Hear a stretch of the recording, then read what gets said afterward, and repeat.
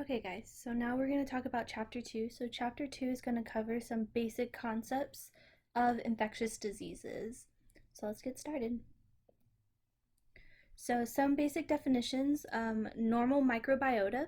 So, as humans, we have a microbiota, meaning that we have bacteria and fungi that do live on us that are known as commensal, meaning that they don't harm us. So normal microbiota is a collection of bacteria, archaea, and eukaryotic microbes that colonize us, meaning that they live on us. So mutualism is is the relationship between the community members and the host, meaning it's the relationship between bacteria and us. And then colonization is the ability of the microbe actually being able to stay adhered to a bodily surface and the ability to replicate. And by doing so, it has specific things that need to occur. So they need to have something that's called adhesins, which help it adhere to us. And then, as well as environmental factors, so such as like location, temperature, stuff of that nature, and also the host susceptibility to the pathogen, meaning is the host a good environment for the pathogen to live on? Because if the host is not susceptible to it, then the pathogen cannot live there. Okay? So, what is a pathogen? So, a pathogen is anything that is a bacteria, a virus, a fungi, a protist, or worm that can cause disease. So, meaning like a bacterium, like a common bacterial infection is like strep throat. Common viral infection is flu, fungi, like a yeast infection, stuff like that. And then the next concept we're going to talk about is pathogenesis. So that is the ability of the organism to cause disease. So depending on certain things. So the organism's genetic makeup of the host and pathogen is a determining factor, as well as location. So such as, is it on the skin? So is it like external, or does it live internally? And then also, how does our body respond to the pathogen present? So our immune response will also determine how pathogenic an organism can be.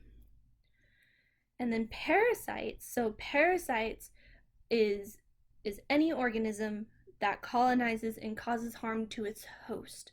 So such as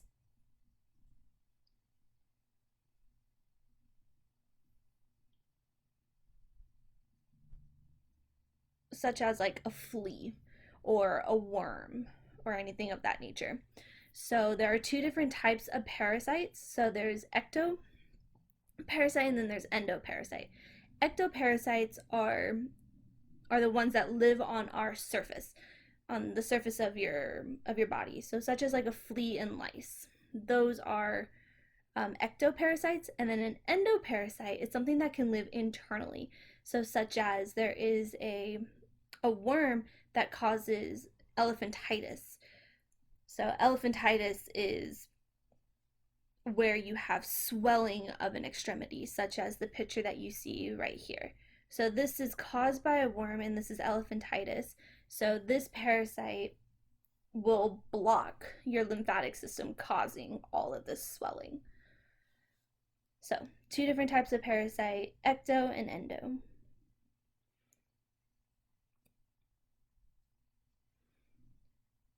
So generally there are different types of infections. There's also different types of parasites. So an infection is the pathogen or any causative agent of a disease will enter and begin to grow on or in the host. So just because you have an infection, that does not imply disease. It just means that there is a presence of a pathogen or a microbe within a host. That's it. Um, Sometimes an infection can go unnoticed, like your body may Like you may be exposed to a child that has the flu, but you never get the flu. So that is the idea of you've been exposed. Yes, you have a pathogen, but that doesn't necessarily mean you're going to get sick. And if you do get sick, a lot of times it's self resolving and it's temporary. And then there are two different types of pathogens there's a primary pathogen, and then there's something called an opportunistic pathogen. We're going to talk about both. But primary pathogens are the ones that have the ability to infect a healthy host, meaning the general public. And then an opportunistic pathogen are generally caused by commensal organisms such as Candida albicans. That's a fungi that lives commonly on us. So normally he doesn't cause any disease, but if you are what is called immunocompromised, so you are undergoing antibiotic treatment, cancer treatment, radiation, anything of that nature, and then with your body being weakened, that pathogen will take the opportunity to seize the moment and cause disease. So we'll talk more about that later. But primary pathogens, they have the potential of causing disease in everybody, whereas opportunistic pathogens only cause disease in compromised host, meaning a host that is already weakened, such as through cancer treatment, HIV patients, radiation, anything of that nature that weakens your immune system. And then also, there's another kind of pathogen or a type of infection state. It's called the latent state, which is where the organism is within the host but is non-detectable, so it's not actively causing an infection or a disease. And the most common one is the herpes virus. So most of us have had chickenpox sometime in our life, and that's caused by a herpes virus, and you go through the infection of having chickenpox, it resolves and everything, but that virus actually is still living inside of you, within your ganglia, so your neurons, your meninges and everything like that. So it's not causing any disease, so it's in a dormant state, which is called the latent state. So it's just sleeping, it's chilling out, it's not causing any harm. But with things that do lie in a dormant state, there is potential of reactivation. And that with the herpes, it presents itself as shingles if you've had chickenpox as a child. So shingles is more common in the elderly patients. Okay, so more concepts, oopsies. So more concepts we're going to talk about. There's something called virulence. So virulence is the measurement of degree or severity of a disease. So like the cold virus compared to the Ebola virus, the Ebola virus has higher virulence as compared to the cold virus because Ebola causes higher mortality rate. So it's more of a rigid virus. It's a harder virus to treat and kill as compared to the common cold. And then in order to measure this, there's something called the lethal dose and the infectious dose. So lethal dose is the number of microbes, so either bacteria or virus, that is required to kill 50% of the population. So that's lethal dose.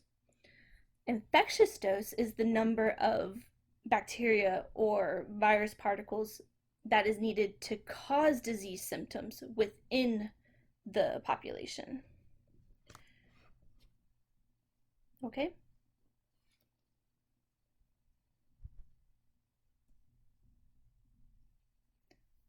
So now we're going to talk about invasion. So invasion is the ability where a pathogen can actually enter and live inside the host. Not all pathogens have this ability, but quite a few of them do. And then also with invasion, a lot of times they have a preferred environment that they like to live in, such as the salmonella. He likes to live inside something that's called a phagosome. So he prefers living inside a phagosome, which is part of a cell. But then there's Shigella and Listerella. He likes to live with inside the cytoplasm of the cell. So if a pathogen has the ability to invade and live inside a host cell, a lot of times they have a specific area that they like to live in. They won't just live everywhere, they have a designated spot that they prefer. Okay, so invasiveness is the ability of a bacterial pathogen to spread quickly throughout the tissue. So invasion just has to do with the ability of living inside the cell. Invasiveness is the ability to actually spread throughout the whole body. So whenever that happens, certain things have to occur. And one of the more common ones is certain enzymes have to be produced by the bacterium. And then with the bacterium producing these enzymes, it breaks down the host cell. And an example who does that is Strep pyogenes. So he is known as a flesh-eating bacteria. So if you were to get S. pyogenes as an infection, he he eats you away because of the enzyme that he makes, and with those enzymes being secreted, it destroys your tissue. So definitely know the difference between invasion and invasiveness. Okay, so another concept is host range. So some microbes only have the ability to infect certain populations. So, such as like the flu, some flu species or flu types, not so much species, but flu types, sometimes it only has the ability to infect only the bird population. Or sometimes it has the ability to affect bird, pig, and human. So that also determines how you're going to treat. And so there are two different types of host ranges. There's narrow and broad. So narrow means that as it infects only a specific organism. So whenever I said flu only infects the bird population, that type of flu virus only infects the bird population, that has a narrow host range. Now, where I said it can infect multiple species, the bird, pig, and human, that flu virus specifically had a broad host range. So know the difference between narrow and broad host range. So there are multiple things that need to happen in order for a pathogen to be successful. So one thing that can deem a pathogen successful if they're able to attach, meaning that if you have a bacteria cell and a host cell, the bacteria cell has to be able to attach to the host cell in order to infect it. So if there's no attachment between bacterium and host cell, then possibly no infection may occur. And that is all done through specific receptors, and we'll talk more about they're called PRRs and PAMPs. We'll talk more about that later on in chapter 15 and 16. But just know, as of right now, that attachment needs to occur, and it's a specific receptor that needs to be present. So it's kind of like a lock and key mechanism. If the key doesn't fit, then attachment won't occur. Okay? So another thing is immune avoidance, meaning that the bacteria, he may not want to live inside the cell, inside the host cell, but he wants to go undetected so he can make more of himself. So there's multiple ways that he can do this. What he can do is essentially alter his cell surface, so alter his looks. So he kind of puts on like a camouflage. He undergoes essentially plastic surgery to look completely different, and with by altering his cell surface or his appearance, our immune system doesn't recognize him as bad. So our immune system doesn't respond. Another way that can happen is that the bacteria will secrete out signals saying, all is good, I'm your friend, I'm not hurting you. So he will secrete certain signals of some sort And we'll talk more about what specific signals are secreted later on in the semester. But he will put out a signal saying, I'm not here to hurt you. Don't destroy me, essentially. Or another thing that he can do is he can secrete apoptosis signals. So apoptosis is programmed cell death. So what he will also do is put out signals saying, telling a cell like, hey, you need to undergo cell suicide. So that's another way of avoiding our immune system. One more thing is they need to be able to obtain nutrients from from the host. So hosts have evolved ways to tightly hold on to nutrients that bacteria need in order to grow. And an example of this is iron uptake. So what happens is lactoferrin and transferrin are made by the host, so we make those, and then that binds to iron, and with that, it makes it unavailable to the bacteria. So with lactoferrin and transferrin present and binding to iron, bacteria cannot bind to iron. But there are some pathogens that have evolved and they've learned to steal the iron from the host.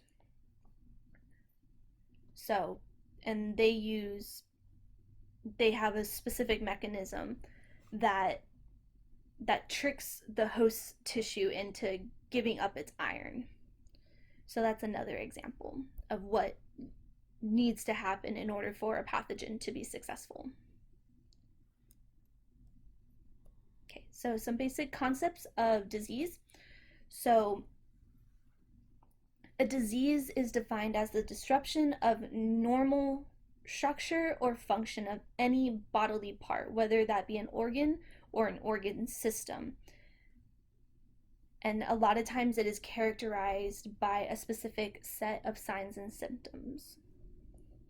Infectious disease is a disease that is caused by a microorganism, whether that be viral, bacterial, fungal, or parasitic. And with an infectious disease, it can specifically be transferred from one person to another. And there's different ways to describe an infectious disease. There are four main ways. There's acute, chronic, subacute, and latent. So acute symptoms, they come on very rapidly, very quickly, so over a course of like a day or two.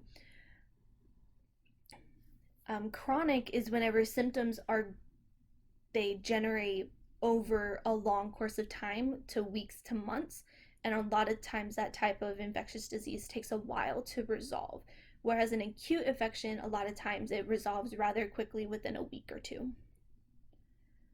Subacute is where symptoms take longer to develop than acute, but arise more quickly than chronic. So it's kind of in between.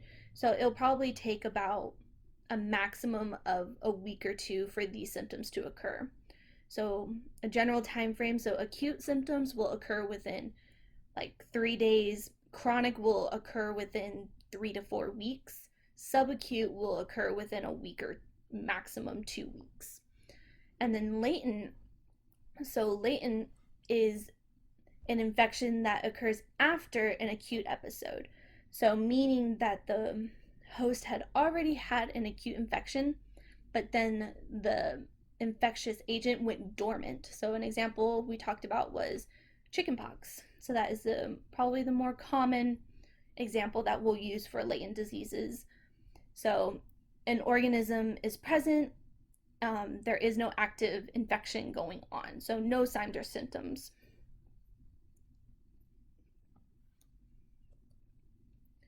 Additional terms that describe infectious diseases. So one of the first ones is bacteremia. Excuse me, bacteremia. So that is the presence of bacterium within the blood, but the bacteria is not actively replicating. Whereas septemia is bacteria is present in the blood, but it's also replicating in the blood. So it's spreading throughout. And there's viremia, which is the presence of virus within the blood. And then there's toxemia, which is the presence of toxins in the blood. So toxins, we'll go more into detail about those as well. But toxins are a byproduct of what certain pathogens produce to cause harm. Okay, so there are different types of infections. So there's primary, secondary, antrogonic, and then nosocomial. So primary is an infection that occurs in a normal host, in a host. So it's the first infection that happens. And then a secondary infection, so that's an infection that happens because a primary infection occurred. So an example of this that I can think of is, so let's say a woman has a yeast infection. I'm sorry, excuse me. A woman has a strep throat infection. So she takes antibiotics. By taking the antibiotics, she's killing all the bacteria that's causing her strep throat. But then also with taking antibiotics a lot of times will kill other bacteria.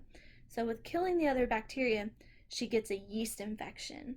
So that would be considered a secondary infection because she had that initial infection of strep throat. Okay? Then the next one, the third one, is an infection that is transferred from a healthcare worker to a patient. So such as like a CNA accidentally doesn't wash her hands as thoroughly or something, and then there is staph on her hands, and then she goes and take care of a patient, and then that patient now has a staph infection. Lastly, there is something called nosocomial. So nosocomial infections are infections acquired during a hospital stay, and the most common one is MRSA. So MRSA is methicillin resistant Staphylococcus aureus. So if you get an infection because you're staying in a hospital, it's called a nosocomial infection. Okay, some more definitions. So a sign is something that can be observed by a person examining the patient. So, such as like a fever, you can measure for a fever and you can physically see a rash on a patient, whereas a symptom is something that is felt by the patient. So, the patient's like pain, malaise is weakness or discomfort. So, that is something that you can't measure and you have to take the patient's word on it. So, sign is objective, where a symptom is subjective. And then a syndrome is a collection of the signs and symptoms together.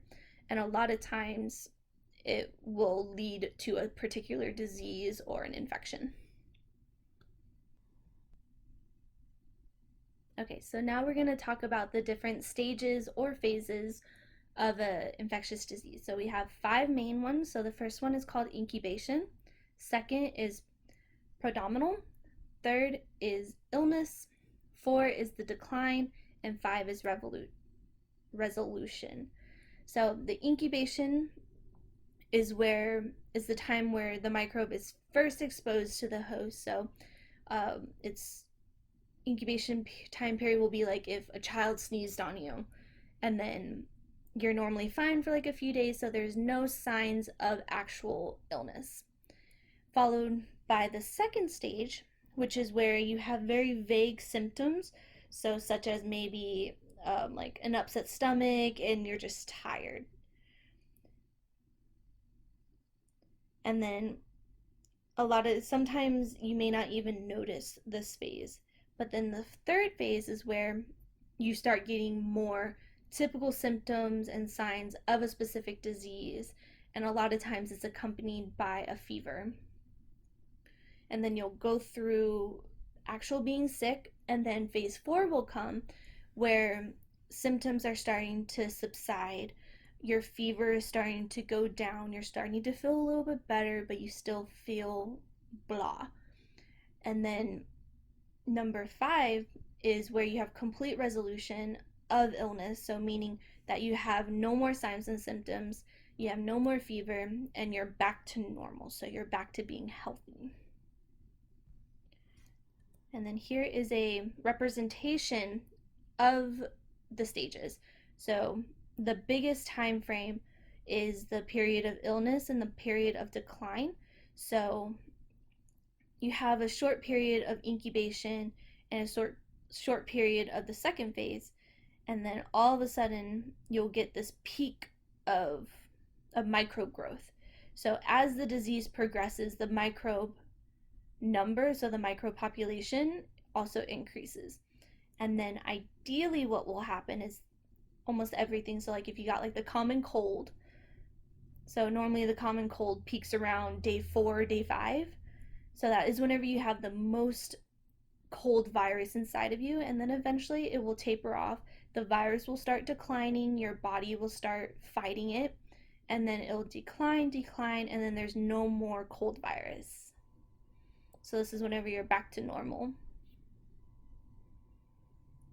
Okay. So now some more concepts. So we have morbidity and mortality. So morbidity has to do with the existence of a disease and the rate of which the disease is occurring. Whereas mortality is the measurement of how many people died because of the disease. Okay? So mortality has to do with the amount of people who died because of it, whereas morbidity just has to do with the presence and the rate of disease. So only illness for morbidity, and mortality has to do with death.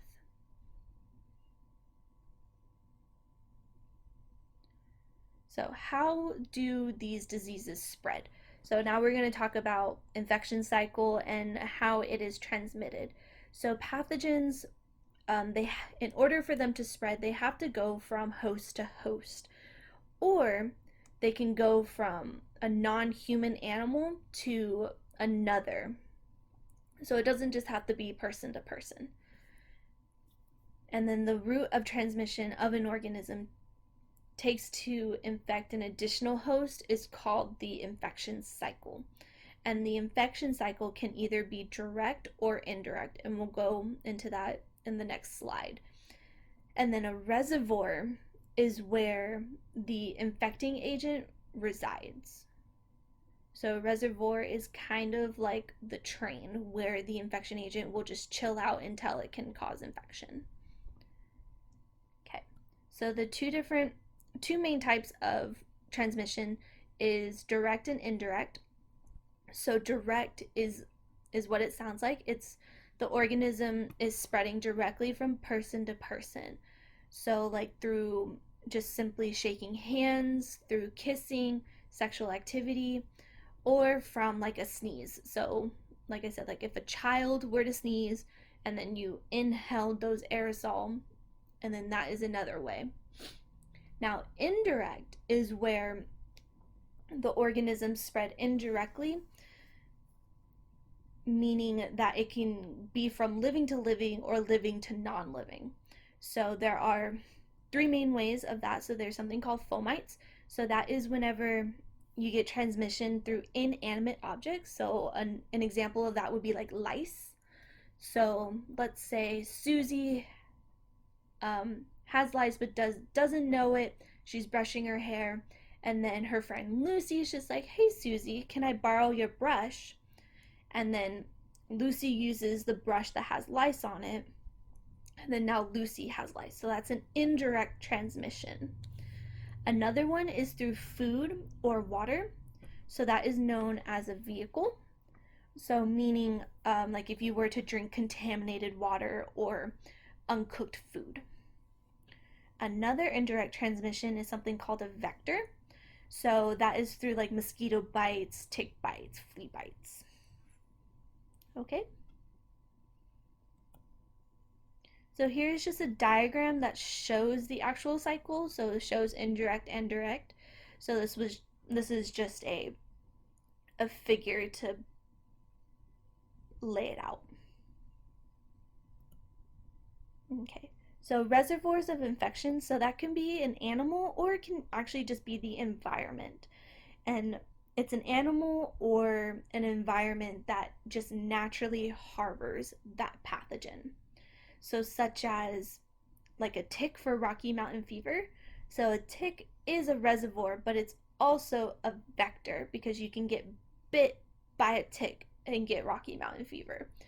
Whereas Rocky Mountain fever actually doesn't hurt the tick is just the transporter. Okay? Another example is Eastern Estuarine Encephalitis, or EEE. So a bird is a reservoir, so that that pathogen naturally lives with on birds. And then a mosquito is a vector for it. So you can get bit by a mosquito that has EEE. Okay? And then another term is carrier. So this is a person that actually harbors the potential disease, but does not actually have physical presentation of disease. So that's the carrier. So a carrier is a type of reservoir, but it's a special type, specifically where a human harbors a potential pathogen, but that person is not sick. Okay, so there are three different types of infection cycles that we're going to talk about. So there's endemic, epidemic, and pandemic. So an endemic, the first one, is always present within a community and it is at low rates, so it's not very high occurrences, and it's generally harbored within an animal reservoir. And then an epidemic is where many cases develop within a community over a short time. So an epidemic would be I'm blanking. Would be like the Ebola virus in Africa. So there's a lot of peaks of Ebola outbreaks. So that would be an epidemic because it's only in one specific location. But then the other one is a pandemic, which is where it is worldwide. And that is where we have like the influenza. Bubonic plague was an example. So a pandemic is worldwide, whereas epidemic is in one specific area with high occurrences. And then an endemic is that it's always in the community, but it usually is at very, very low rates and doesn't occur often. Okay. Now we're going to talk about zoonotic diseases. So this is an infection that normally is associated with animals, but it can be transmitted to humans. So typically it is contracted from being in the same area as an animal reservoir. So that is an example of bubonic plague. So bubonic plague is actually it was because of the rats and the fleas. So with the rats and the fleas being infested with the pathogen and being in close proximity to humans, it was transmitted to humans. As well as Lyme disease. So, Lyme disease is commonly caused by a tick bite. So, if a lot of times Lyme disease will happen if you go like camping for prolonged periods of time. So, if you get a tick bite that had that was infected, a lot of times you'll get Lyme disease. So normally it's only associated with the animal, but it can be transmitted to humans. So that's a zoonotic disease. So there are different routes of being transmitted. So all pathogens have a preferred way of being transmitted. So there is the big ones are the fecal oral, so that is any mucosal surface, so your mouth, um, genitalia, anus region, your skin, so your skin, respiratory, so you inhale it, urogenital is through your your genitalia and your urinary tract, and then there's parental, which is through actual like injection to the bloodstream, such as like a mosquito bite or a dirty needle. But all pathogens have a preferred portal of entry.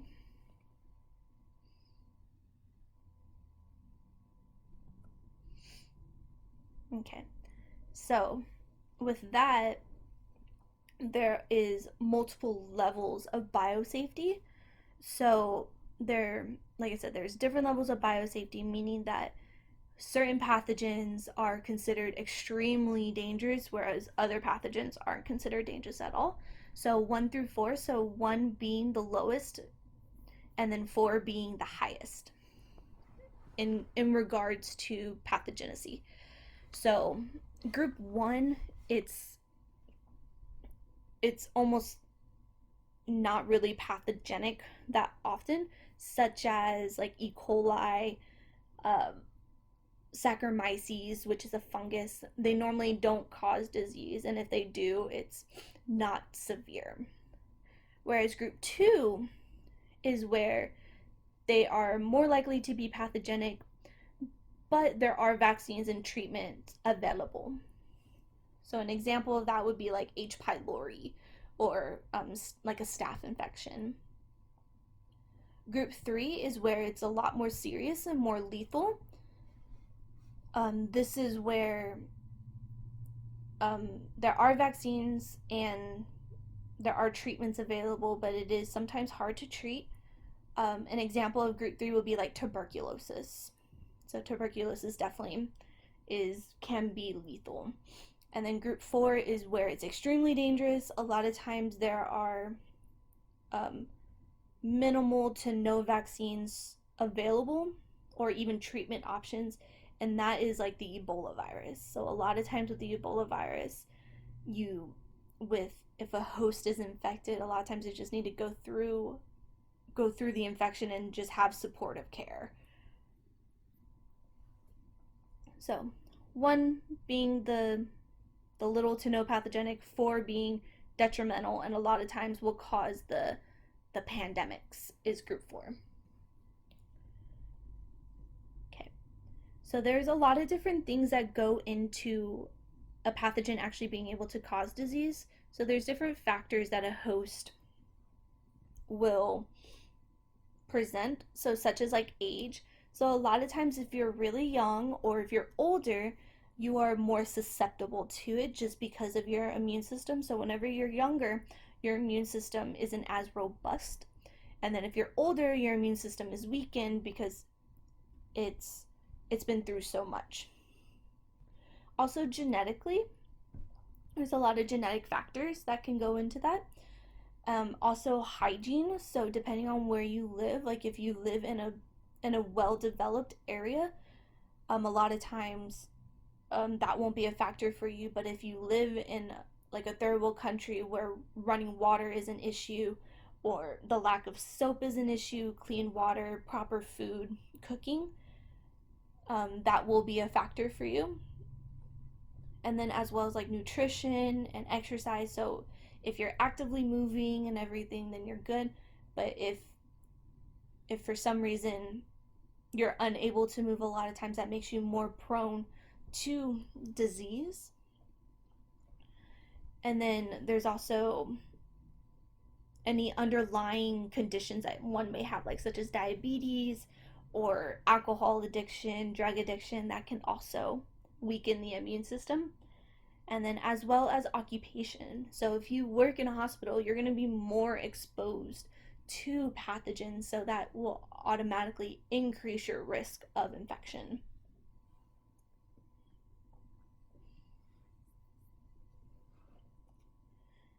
Okay.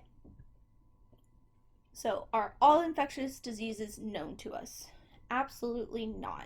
So, there is a continuous, I guess, revolving door of diseases. There are always new diseases being made. There's also re-emerging diseases. So, new diseases is like um, the one I can think of off the top of my head is Candida aureus. So, he's a fungus. He almost never causes disease, but he is now starting to cause more and more yeast infections in certain populations. And he's also very resistant to treatment. So that is something that's considered a new emerging disease. Or there's re-emerging diseases such as like the measles. So measles was pretty much eradicated, but now with the whole anti-vaccination movements, it's re-emerging. So all infectious diseases are not known to us. Okay? So, what we should have learned today, we went over the basic idea of microbiota. We went over a lot of concepts of infectious diseases, such as like pathogenicity, virulence, the definition of host range, so narrow and broad. What are some fundamental things that a pathogen has to have in order to make it successful? We went over a lot of concepts about diseases. Um, Definitely know the definition between sign and symptom and examples of each sign and symptom, and then also the the phases of being infected. So the 5 phases. So being incubated, the predominant illness, decline, and resolution. So those 5 phases. We also went over different modes of transmission, different ways of portal of entry, and then certain things that a host factors that can affect infection. So I hope y'all enjoyed this lecture. If y'all have any questions, please don't hesitate to email. Bye guys.